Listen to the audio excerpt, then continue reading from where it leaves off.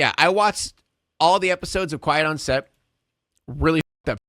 And you want to know what's interesting? After the whole Brian Peck situation, something that was weird is the only person who was there for Drake was actually Dan Schneider. That's not Dan Schneider. Shut up, Prospect. But apparently the only person who was there after Brian Peck did all those terrible things to him was Dan Schneider. And, oh my God, dude. The amount of actors that backed Brian Peck during the trial with Drake, you guys are like, it's actors that you know and actors that you enjoy. And they backed Brian Peck. And dude, when I saw what actors backed him, it was hard. It was hard, man. It's disgusting. Like who? Just watch it, guys. I would highly recommend watching it. You gotta watch it. You gotta. And also during the trial, I remember one thing that really stuck out is Drake said that during the trial, the only people that were on his side was like his family, his immediate family, like 3-4 people.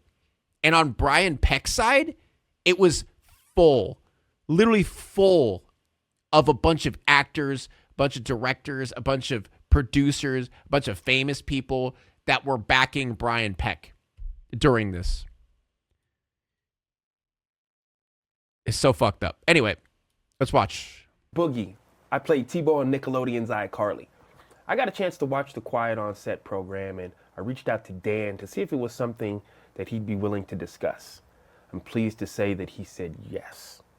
Dan, how are you? I'm okay. I really appreciate you reaching out and giving me the opportunity to talk to you about what we saw over the last 2 he looks so nights. gross. I'm really glad you're here because I believe this is important. For sure. We've got a lot of things to unpack. Chat, he's trying to save face. But before I dive into my list of topics that I'd like to No, Brian Peck is not Josh Peck's dad, chat, all right? discuss, is there anything you'd like to start off with? Absolutely. Watching over the past 2 nights was very difficult. Me facing my past behaviors, some of which are embarrassing and that I regret. And I definitely owe some people a pretty strong apology. Oh my God, shut up, dude. What do you mean your past mistakes? How old was he back then? It's not like you could grow up, right? It's not like you're a teenager and you made some bad decisions when you were younger. You were a grown fucking adult. A very old adult. Shut up, bitch! Oh my God! Let's talk about the Messiah. Okay. Watching the content yesterday, it was disturbing. It was wrong. It was wrong that I ever put anybody in that position. It was the wrong thing to do. I'd never do it today. I'm embarrassed that I did it then. I apologize to anybody that I ever put in that situation. And even additionally, I apologize to the people who were walking around Video Village or wherever they happened, because there were lots of people there who witnessed it who also may have felt uncomfortable. So in context of that, basically Dan Schneider massaged people. So I owe them an apology as well. Yeah. Dan, talk to me about the writer's room. From what I saw... In context, the writer's room, extreme misogyny. Like horrific misogyny. That's the context. Not cool. No. And he did more than that, Pig. Obviously, he did way more than that. I'm not going to recap the entire documentary, all right? I don't mean to cut you off, but if I can cut right to the chase, let me just say, no writer should ever feel uncomfortable in any writer's room, ever. God, he's Period. talking The out of end, his no ass so excuses. bad, dude. Most TV writers, comedy writers have been in writers' rooms, and they are aware that a lot of times there are inappropriate jokes made and inappropriate. It is way far than just an inappropriate joke. It was like hard misogyny in every way possible. Not just a joke, but in pay, in treatment, everything. Just huge amounts of misogyny. Appropriate topics come up. But the fact that I participated in that, especially when I was leading the room, it embarrasses me. I shouldn't have done it. You're just upset you got caught. I can tell you why it hurts really bad for me. Oh, it hurts bad for you? It hurts bad for you, Dan Schneider? Does it? Huh? Does it? Oh, this is pissing me off. We're 2 minutes in. I'm already heated. I remember Pig has better facial hair than him. Why would you even compare? My facial hair is gorgeous. What do you mean I have better face? Yes, I have fucking better facial hair. My facial hair is great. Shut up. remember very clearly my early experiences, my first experiences in the entertainment business. I was green, I was scared, I was excited. It Major lag spike? Shut meant up. the world to me that I was getting those opportunities. And I went in and I got lucky because they were great. My first couple of experiences were fantastic. And the fact that I didn't pay that forward to every employee that walked through my door, it hurts my heart because I should have. You didn't pay him. The women writers, he literally split the pay, and said he literally split the pay between two women writers, the equivalent pay of a man. He split it between two women. And I wish I could go back and fix that.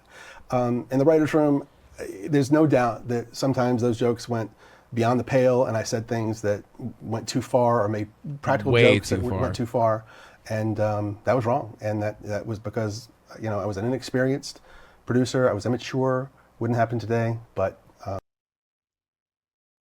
That has to do with you being an inexperienced producer.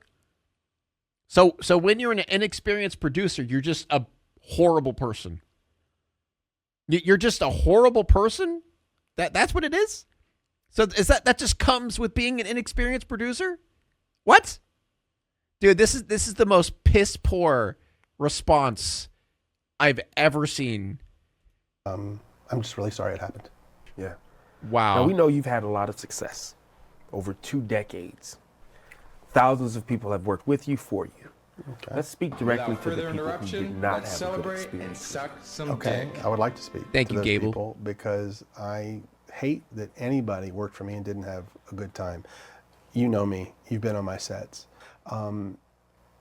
Look, I've had some employees that have worked for me for 10 years, some more than 20 years, who would work with me again, but not everybody. There's still a significant number that didn't have a great time working for me. Women.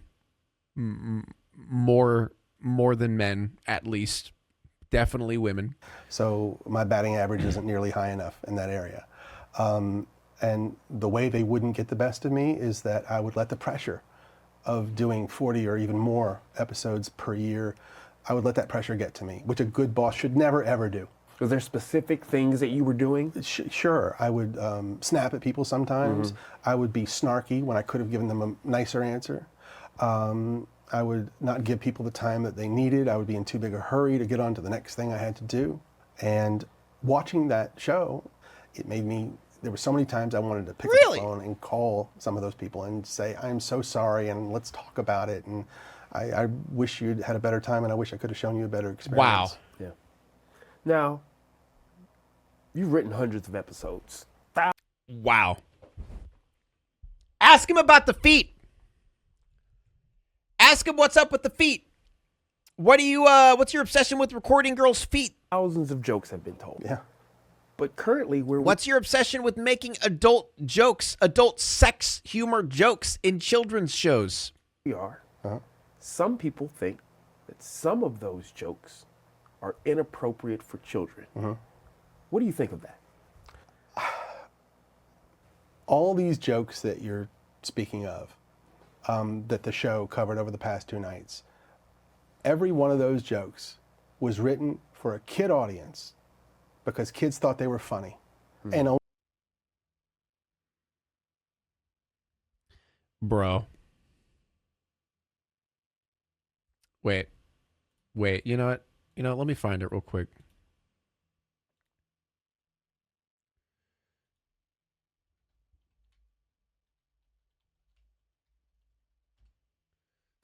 What the hell are you talking about? I bet nobody else on earth has ever said those exact words that you said. That happens to me a lot. So now, just for fun, I'm gonna say 3 sentences that I bet not one person has ever said before in the history of mankind. Sentence number 1. Oh man, my uvula got stuck between that hamster's toes. See? That could never happen, because your uvula is that swingy thing in the back of your throat right here. Where's the potato clip?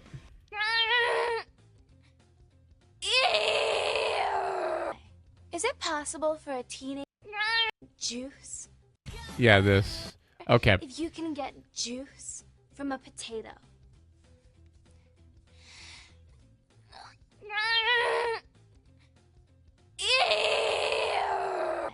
Is it possible for a teenage girl to drink water upside down? Yeah, that wasn't the whole clip. The whole clip shows her like, oh, is this it? Yeah. Come on! Give up the juice! Children humor. Children humor. And that's just one fucking clip from the show. That's one. Only funny. Okay? Now we have some adults looking back at them 20 years later through their lens, and they're looking at them and they're saying, oh, I don't think that's appropriate for a kid's show. Mm-hmm. And I have no problem with that. If that's how anyone feels, let's cut those jokes out of the show. Just like I would have done 20 years ago or 25 years ago. I cut it. I want my shows to be popular. Oh, okay. So whenever literally you get so much hate and you are aware of this for years upon years upon years, YouTubers, other content creators, celebrities, the list goes on of people talking about all the disgusting shit you've done. But now a big corporation made a big old documentary. Now HBO made a big old documentary on you. Now's a good time. Now's a good time to take down the parts of the episodes that are inappropriate. Not 10 years ago, not when all the shit has been going on for years and years and years. Let's just wait until HBO makes the documentary. Then I'll take shit down. Everyone to like. Okay. The more people who like the shows, the happier I am. Yeah. So if there's anything in a show that needs to be cut because it's upsetting somebody, let's better cut it. than never, I guess. big Bro's just trying to save face. What do you mean better than never? How long has these episodes been out? It's literally pointless. It's fucking pointless to take it out. That's just him trying to save face, all right? It does nothing because there are loads and loads of clips all over the internet of these disgusting clips of these shows. Say with your work, if it's viewed as that today, you don't have a problem. Cut it. Cut it. I mean, that's a solution. The last thing I want to ever do is put any content in a show that's going to upset my audience and make them want to turn off the TV.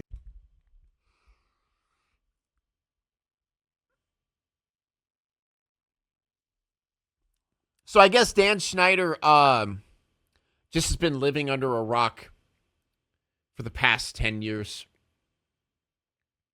I guess, all the hate, Jeanette McCurdy getting loads and loads of publicity talking about her life, her situation, Alexa and her situation, the Zoe 101 situation, the iCarly situation. Like the list goes on and on and on. There's no fucking way he wasn't aware.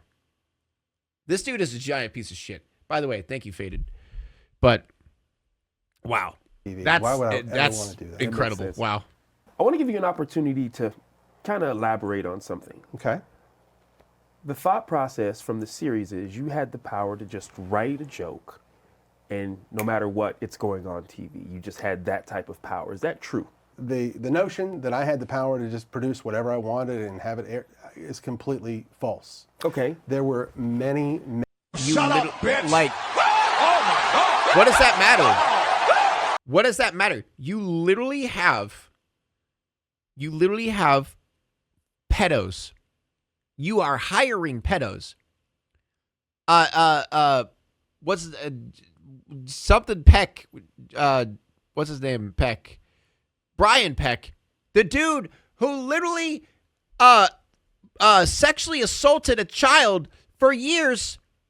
You rehired him. After he got tried and was found guilty, you fucking rehired the guy. No shit that those jokes didn't just go through you, because everyone around there were fucking weirdos. Or everyone around there were just too scared to say no. Many levels of scrutiny, okay? We had... Was it Disney that rehired him? I thought it was Nickelodeon that rehired him, but he got rehired. That's all that matters. In LA, we had executives in New York. So two coasts. Two coasts Okay. of approval, yes. And by the way, approval at every stage, really. Okay. And I'm talking about wardrobe, I'm talking about makeup, sound, sets, dialogue, jokes, everything. Now, when you say approval, obviously that's a hierarchy, not your colleagues or right. people in the room. Okay. No, not my colleagues. No, these are my bosses. Bosses, and then their bosses, and then their bosses. And they're approving all of this stuff. Okay. Okay? And we're also shooting it in front of all sorts of adults and caregivers and the set teacher and the families. Everybody's watching it. And if anybody had said anything, hey, we don't like that, that's not appropriate, then it would have been cut out. Now, I'm gonna push back a little bit because the series painted you in this way that bro. you were just the guy that was doing what he wanted, and people were afraid to confront you about things. So just humor me, say that was the case. What would have been the ultimate way to... So he's blaming everyone else, yeah. If nobody on the set, if all of the dozens and dozens of adults that were on the set, if they didn't say anything, if my bosses said, if they insisted, you got to make a change here, you got to cut that, I had to do it. I had no choice. Got it. Now this next one, it kind of hit close to home. Being a new father, I wouldn't be opposed to my child being in the entertainment industry. It doesn't matter what age, yeah? Seeing some of those on-air dares, seeing it now from where you are now in your life, what do you think of that? I think that some of the on-air dares opinion went... on this as a father, but don't worry about answering if it's uncomfortable. I think if someone creates such blatant fetish content with children, it should be able to be put under the label of CP and treated as such. I mean, I agree, because let's be honest, I guarantee people are like pedos probably enjoy those videos of the children with their feet 100%, which is exactly why it's a huge fucking problem. You know? Yes. That's fucked up and gross. too far. I think they pushed the envelope too far. Not all of them, not most of them, but some did. Nickelodeon wanted to do their version of Fear Factor. At the time we were shooting All That, so I was tasked with doing these on-air dares with the All That cast. So we get with the writers and we come up with all these ideas, and it's hard to do because we don't have the budget of Fear Factor, and we can't put the kids in dangerous situations like the adults are put in. So it was hard to come up with stuff. But we would come up with all these ideas of dares they could do. We would give them to the network, and they would say, tell us the ones that were okay. Right. Those are the ones we shot. Those are the ones that aired. At the time, I had no indication that any kid ever had a problem with them. But when I was watching the show over the past 2 nights, I now know that there were kids who did have problems with the on-air dares. And it breaks my heart. And I'm so sorry. I am so sorry to any kid who ever had to do a dare or anything that they didn't want to do or weren't comfortable doing. Oh my God. We went out of our way to make sure they were safe and that everything was done properly. But if a kid was scared and didn't want to do it, kids shouldn't have had to do it. Yeah. Period, the end. Right. And if I had known at the time... The kids didn't have a fucking choice, dude. Their parents weren't even there. Like, they literally kept parents away from the producing and the shooting and stuff. And also, the kids were overworked to hell, by the way. Like, ridiculously overworked. I would have changed it on the spot. Now, we also This saw is the worst series YouTube highlight apology I've ever seen. Two former writers' viewers, 2 women, who spoke about a wage discrepancy. Now, I know that you don't divvy out salaries. Talk to me about that part. Well, you're correct. I have nothing to do with paying writers. I never have. I've never made a writer's deal. And of all the writers I've been in a writer's room with, I never even knew how much most of them were getting paid. Yeah, but we saw these 2 women who were writers for you sharing one salary. How does that happen? It's very simple. There's a common practice in television when hiring writers. If you have a spot for a new writer, sometimes you'll go to 2 writers and say, hey, if you 2 new writers for your first job are willing to share a salary, you can both have the job. They have the It's got nothing to do with being a woman. Nothing at all. Opportunity to say, yes, that sounds Nothing at all. good, or no, no thank you. In this case, it was 2 women writers. I've done another show where that teaming was done with 2 male writers, and they split a salary. I did another show where it was a male and a female writer, and they split a salary. So, And these are all first-time writers. all first-time writers looking for their first gig. Got it. Now, in the series, they also highlighted 2 black actors who said that they felt overlooked. Now, I want to be clear. I'm never going to speak on anyone else's journey. Yeah? I can talk about my experience, how my experience was with you, what I saw prior to working with you. But again, I don't want to speak on anyone's journey. I saw you be honored for diversity in your work. Yes, and the reason for that is diversity has always been very important to me in my shows. If you go back to the very first Nickelodeon show I ever made, that's very evident, as it is in the second one, and then the first movie I ever made for Nickelodeon, which starred Kenan and Kel, and every show I did after that had a lead black actor in it. I'm very proud of that. It's very important to me. And not only am I proud that they were in my shows, I'm exceptionally proud of the achievements they've had beyond my shows, and they've gone on to bigger and better things, and that gives me a great sense of pride. Well, something that really kind of bothered me was how they depicted your relationship with the cast. Yeah, it bothered me too. Yeah, just me being there, I knew the dynamic was trust.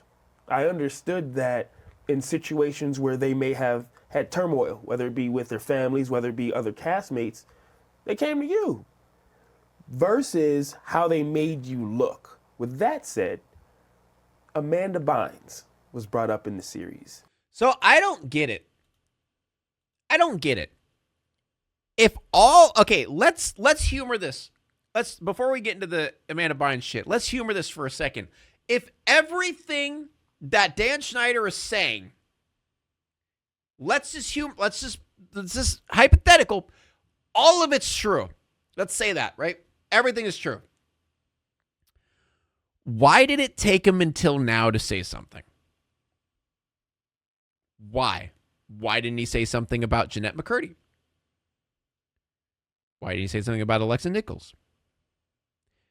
Why didn't he say something when the whole Brian Peck and Drake situation was going on? Why didn't he say anything at all? Ever? Like,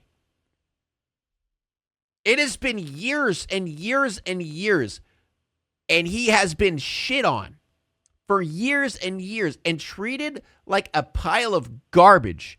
Why would he hide under a rock if he has nothing to hide? Why? That's what I want to know. It doesn't make any sense. And her emancipation and how you were involved in that. Can you talk to us about it a bit? Sure.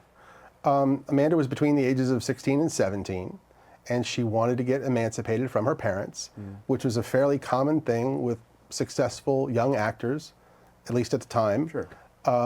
And she wanted that for herself. So she turned to her team, which included her lawyer, her agent, her manager, her publicist, Amanda Bynes' parents me, because she were included me as shitty part of her people, team, if I thought of remember me right. that way. We supported her.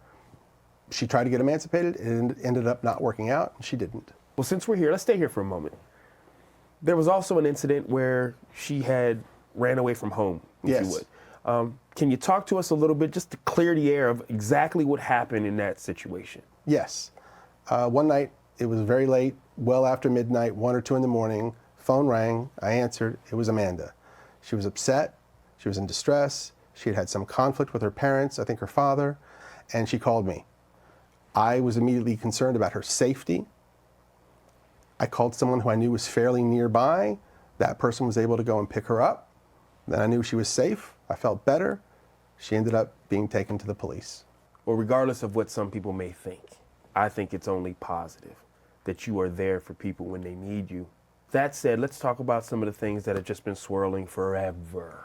Okay. You were banned from your set. Never, never, never happened. That is a Banned from false your rumor. set. What happened? Add it to the list of false rumors. Talk to me. What happened? They were If all these are false, why adult did you wait so actresses at long, the Dan? time, and they had their own specific reasons for not wanting to do the show anymore. I'm not judging that.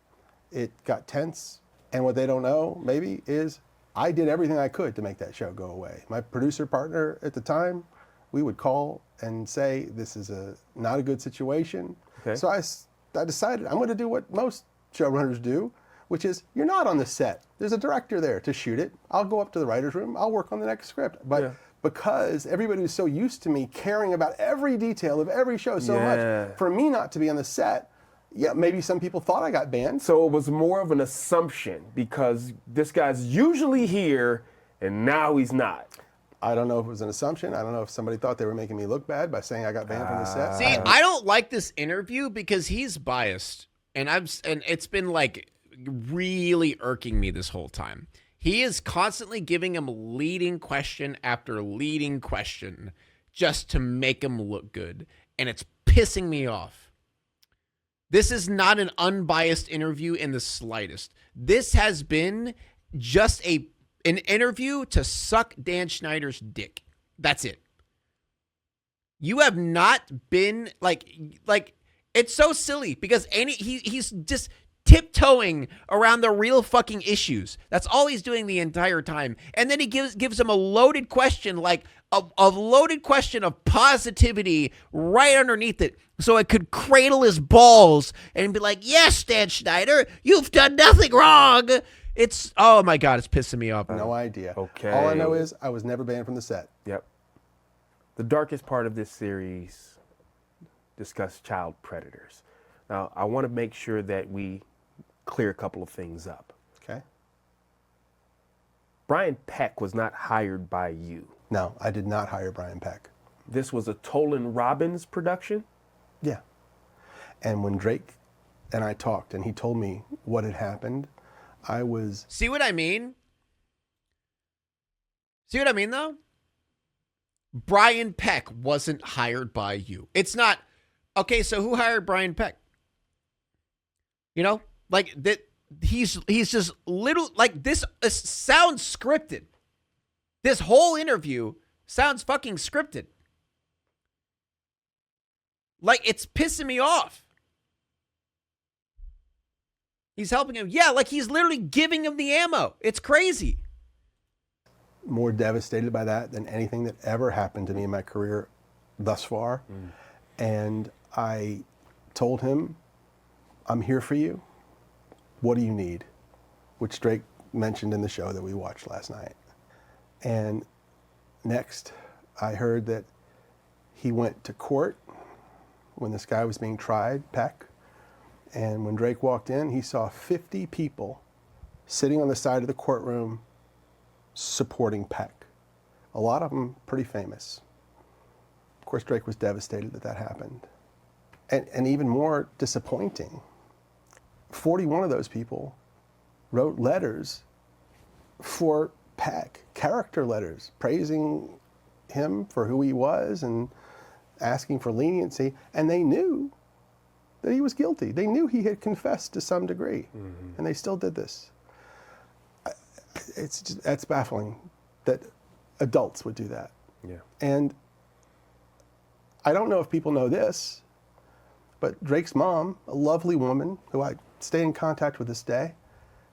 From what I heard from she's not a lovely woman at all. No, his dad sounds like a great guy, but like his mom was literally nowhere to be found. At any point in time, literally nowhere to be found during the whole situation. His dad was. His dad pushed, and his dad fucking knew. He knew about Brian Peck. He had a feeling about Brian Peck. And guess what happened? Brian Peck ended up pushing him away. Literally convinced Drake to, like, leave his father. And that's what happened. Like, the only person who was actually helping Drake, he convinced him to leave his father. And his mom, guess where she was? Never there. Weird thing to say. I'm just going to say it. Like, I don't know her as a person. I don't know anything about her personality, but weird thing to say whenever everything that Drake said in this, he just mentioned that his mom was just, like, there. Like, she was just in the background. Never really helped with anything. She came to me at the time, and she said, Dan, I'm not good with words like you are. And Oh my fucking God. End my life. You're going to cry about Drake? Don't get me wrong, the Drake situation's really fucked up. But this is about you, Dan Schneider. This isn't about Drake. You're really going to pull the sympathy crying card? You're going to cry? Oh, God. Oh, my God. Would you help me with my speech for the judge? And I said, of course. And I did. And I can't he ended handle up this. going to prison and serving his time. And yeah, that was probably the darkest part of my career. Shut up, bitch! Oh my God! The darkest part of your career? The darkest part of your career? Bro.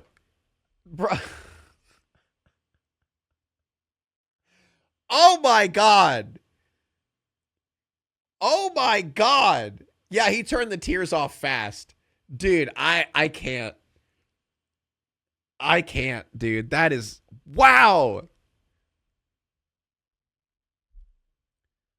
Him making Drake's arrest about him. This isn't about Drake's arrest. It's about Brian Peck and what he did to Drake. Here's the kicker that I really don't get. After he got out of prison and was, to my knowledge, a registered sex offender, Oh my he God! I hired on don't a care. Disney Channel show. I don't understand. Oh, he's talking about Brian Peck right now. I don't understand. Yeah. I appreciate you sharing that, man. Are you okay? You want to take a minute? Yeah. Oh my God! Oh my God! Are you fucking kidding me? Are you kidding me? This is, wow. Wow. I can't. I have no words. I have absolutely no words for this right now. I'm just fuming. That's all that's happening right now. Wow, that pisses me off. That is disgusting. Oh, you need a minute, Dan Schneider. You need a minute to quiet. To quiet because Brian Peck sexually assaulted Drake. You want to quiet about that? You know, nothing about like the shit that actually has to do with you at all. Nope. Let's focus on that. Let's keep going. Yeah? Yeah. Okay. I think we really unpacked some important things. We set the record straight on a lot of things. Before You fucking biased. Oh, so biased, dude. We set the record straight. Dude, this is this is so shit. This is so garbage. This is so garbage. Biased as fuck, dude. This is disgusting. Before I let you get out of here, I appreciate the vulnerability that you use in knowing that there's definitely things that you would have and should have done differently. Is there anything that we haven't discussed? Anything that if you could go back and navigate the journey differently, what would that look like? Yeah, there's definitely things that I would do differently. One that I think would be really, really important is when you're hiring young actors, minors, to work in television, I would suggest that we have a licensed You should kill yourself now. to oversee that process for the specific reason of making sure that those kids really wanted to do this job, that they really wanted to be on television. Maybe they should even be informed about what that means. What's it going to mean if you're famous? What's that going to mean on social media? What's it going to mean within your family? Let them find out. And then that way, if a kid doesn't want to be on a TV show, they can opt out. That psychologist, that therapist could come to us and say, this kid doesn't want to do it, or their parents aren't understanding of what's going to come. And then we could avoid the mistake. You should kill yourself now. I wish this video wasn't so quiet. That didn't want to be there. And additionally, the main thing that I would change is how I treat people and everyone. I definitely at times didn't give people the best of me. I didn't show enough patience. I could be cocky and definitely overambitious, and sometimes just straight Shut up, rude, bitch! obnoxious, and all right, when I watched the show, I could see the hurt in some people's eyes, and it made me feel awful and regretful and sorry. I wish I could go back, you know, especially to those early. You know, I've absolved. Absolved. Everything you did, absolved. Absolved. Great apology. Great apology video. Round of applause, ladies and gentlemen. What a great non-biased interview. Wonderful. Years of my career, and bring the growth and the experience that I have now, and just do a better job. And Pig, you never should get a ever feel volume like it was control okay extension to for be an quiet asshole vids to like anyone this. ever. Yeah, I should. Look, I wanted to make funny TV shows for kids, and we definitely did that. But if I could go back, I would get it done in different ways. I'd just be nicer as often as possible, and listen more to the That's why people didn't like him. He was a mean man. He's angry. That's why. That's the only reason. people on my team. And I would do everything that I could to make sure that everyone had a good experience. Please, That's it's what I over. do differently. It's fucking over. Dan, I appreciate your time. I appreciate you. Thanks for stopping by, man. Thank you. Didn't ask about the feet. All right. Comments are turned off. Comments are turned off. Hey, why are the comments turned off, Dan Warp? That's not the interviewer, but I was saying the YouTube channel. Why are the comments turned off, huh? Oh, you scared? All right, where I'm downloading the extension. Dislike extension.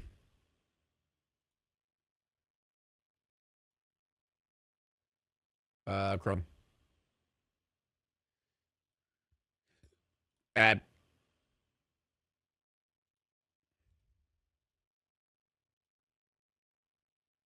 Hey, it's Boogie.